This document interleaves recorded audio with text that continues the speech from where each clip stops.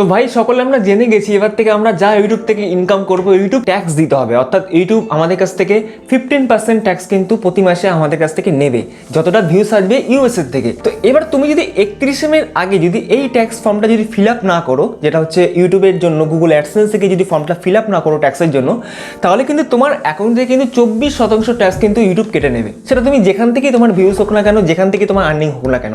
তো আজকের এই ভিডিওতে তোমাদের সহজ ভাষা বলবো, কোনো সমস্যা নেই, যে কীভাবে তোমরা সহজে ফর্মটা গুগল অ্যাডসেন্সে তোমরা কীভাবে ফিল আপ করবে। তো ভিডিওটা একদম সেসব দেখতে থাকো। আই হোপ ইউটিউবার বন্ধুরা তোমাদের খুব কাজে লাগে। Hi friends, my name is Joy and welcome back to my YouTube channel Joy Banik. তো বন্ধুরা যারা চ্যানেলে প্রথম এসে অবশ্যই সাবস্ক্রাইব করো, নোটিফিকেশন বেল আইকনটাতে ক্লিক করে তার কারণ তোমাদের সাথে এরকম টাইপের ভিডিও, ইউটিউব রিলেটেড ভিডিও কিংবা আর্নিং ভিডিও শেয়ার করে থাকি। তো চলো বন্ধুরা আজকে ভিডিওটা শুরু করা যায়। তোমার এই ফর্মটা ফিল আপ করার জন্য, অর্থাৎ যে এই যে ইউটিউবের যে নতুন যে রুলসটা, অর্থাৎ ট্যাক্স ইনফরমেশন যে ফর্মটা, এটা ফিল আপ করার জন্য অবশ্যই কিন্তু ম্যান্ডেটরি, ঠিক আছে? প্রত্যেকটা ইউটিউবারদের জন্য, প্রত্যেকটা ইউটিউব ক্রিয়েটারদের জন্য এটা কিন্তু মন দিয়ে ভিডিওটা দেখতে থাকো। প্রথম তোমার ইউটিউব চ্যানেলের সঙ্গে যে অ্যাডসেন্স অ্যাকাউন্টটা লিঙ্ক আপ করা হয়েছে, সেই অ্যাডসেন্স অ্যাকাউন্টটা কিন্তু তোমাকে এখান থেকে ফর্মটা ফিল আপ করতে হবে। তো সেই অ্যাকাউন্টটা আমি গুগল অ্যাডসেন্স অ্যাকাউন্ট এখান থেকে সাইটে এসে বললাম, আসার পর এখান থেকে আমি লগ ইন করে নিয়েছি, দেখতে পাচ্ছ এখান থেকে লগ ইন করে নিয়েছি। আসার পর হোম পেজের মধ্যে উপরে একটা এরকম শো হবে যে ইম্পর্টেন্ট নোটিস, দেখো check if additional tax information, দেখতে পাচ্ছ এই জায়গাটা। তো তোমরা ম্যানেজ ট্যাক্স ইনফরমেশন এখানে ক্লিক করে দেবে।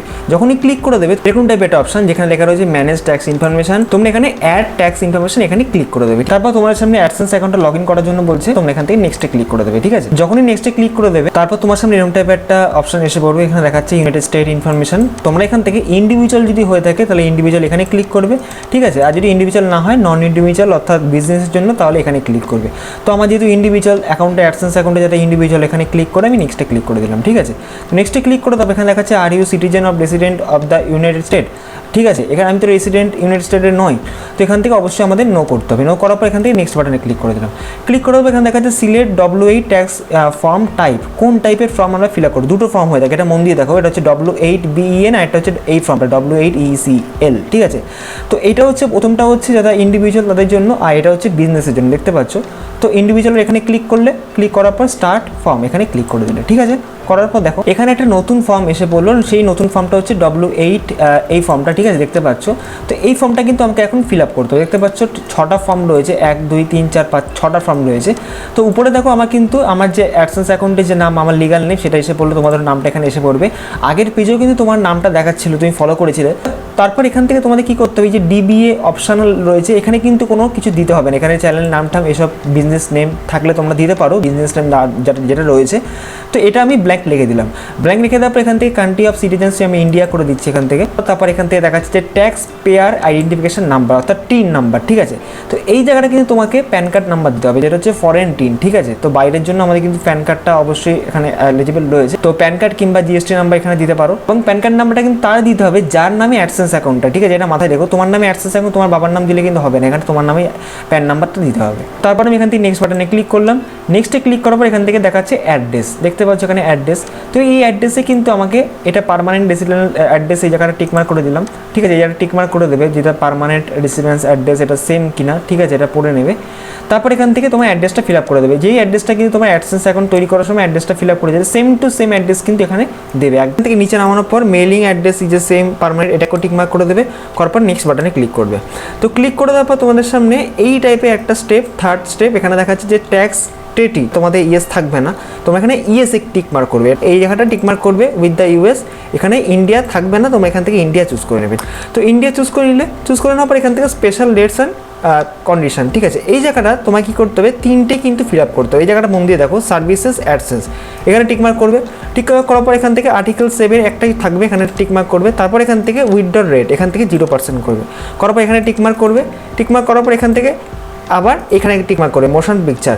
তারপর এই জায়গাটার সেম আর্টিকেল 12 প্যারাগ্রাফ 2A2 এটাকে টিকমার্ক করবে। তারপর উইথ হোল্ডিং রেট এখানে 15% করবে, ঠিক আছে? করার পর এটাও টিকমার্ক করবে এখান থেকে। তারপর এখান থেকে আদার কপিরাইট, এই জায়গাটা তোমরা আর্টিকেল 12 করবে, করার পর 50% করবে, 15%। তারপর এখান থেকে টিকমার্ক করবে, এই জায়গাটা টিকমার্ক করার পর এখান থেকে নেক্সট বাটনে ক্লিক করে দেবে, ঠিক আছে? তো যখনই নেক্সট বাটনে ক্লিক করবে তারপরে দেখতে পাচ্ছ ডকুমেন্টস প্রিভিউ দেখাচ্ছে, যে ডকুমেন্টসটা আমরা তখন ফিল আপ করলাম উপরে, দেখো একটা ডকুমেন্টস কিন্তু এখান থেকে সাবমিট হয়েছে। দেখো একটা অফলাইন যে ডকুমেন্টস তোমাদের জুম করে, এখান থেকে আই কনফার্ম দ্যাট এই জায়গায় ডিক্লারেশন দেবে। করার পর নেক্সট বাটনে ক্লিক করে দেবে।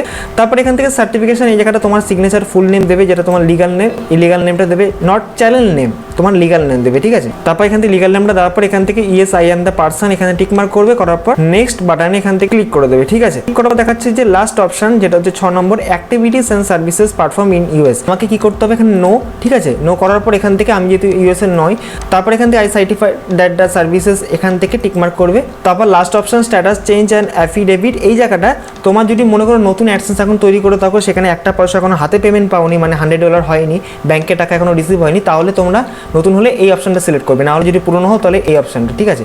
তবে এখানে নতুন হলে এখানে টিকমার্ক করার পর এখান থেকে সাবমিট করতে হবে। তার আগে কিন্তু সমস্ত ডিটেলস একবার ভালো মতন দেখে নেবে, ঠিক আছে। তো বন্ধুরা আমি ফর্মটা ভালো মতন রিভিউ করে নেওয়ার পর এখান থেকে সাবমিটে ক্লিক করলাম। সাবমিট করার পর দেখতে পাচ্ছ সাথে সাথে কিন্তু আমি এখান থেকে অ্যাপ্রুভ করে দিয়েছি, মানে স্ট্যাটাস অ্যাপ্রুভ।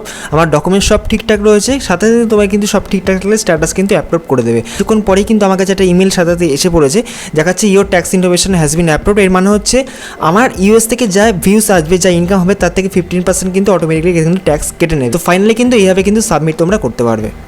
তো চলো বন্ধুরা, আজকে ভিডিওটা আমি এখানেই শেষ করে দিই। সকলে ভালো থেকো, ধন্যবাদ।